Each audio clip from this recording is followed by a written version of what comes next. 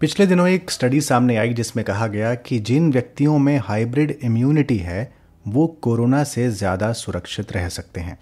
क्या होती है ये हाइब्रिड इम्यूनिटी और किस तरह की इम्यूनिटी हमारे पास होती हैं, इसको आज हम समझते हैं।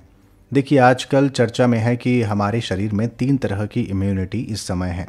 पहले होती है कोविड इन्फेक्शन के बाद बनी नेचुरल इम्यूनिटी, दूसरी होती है जो वैक्सीन के बाद बनती है, और तीसरी होती है हाइब्रिड इम्यूनिटी या जिसे कहते हैं सुपर इम्यूनिटी।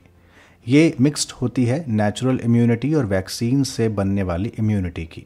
इसे ऐसे समझिए कि एक व्यक्ति को कोविड इन्फेक्शन हो जाता है और उसके बाद उसमें इम्यूनिटी बनती है, और फिर कोरोना की वैक्सीन लग जाती है और उससे इम्यूनिटी बनती है। तो इन्फेक्शन से बनी इम्यूनिटी और कोविड की वैक्सीन से बनी इम्यूनिटी की जो मिक्सचर होगी उसे बोलेंगे सुपर इम्यूनिटी या हाइब्रिड इम्यूनिटी। तो स्टडी में पाया गया कि जिनमें हाइब्रिड इम्यूनिटी होती है उनमें इन्फेक्शन होने की दर 2 गुने से कम हो जाती है। जब नेचुरल इम्यूनिटी होती है तो एंटीबॉडीज़ बनती हैं, और उसके बाद जब हम वैक्सीन लगवाते हैं तो शरीर के मेमोरी बी सेल्स एंटीबॉडीज़ बनाते हैं। तो मेमोरी बी सेल्स दोबारा ट्रिगर कर दिए जाते हैं।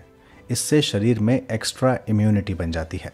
इसलिए वैक्सीनेशन तो ज़रूरी है ही, और अगर हाइब्रिड इम्यूनिटी बन रही है तो और भी ज़्यादा बेहतर है।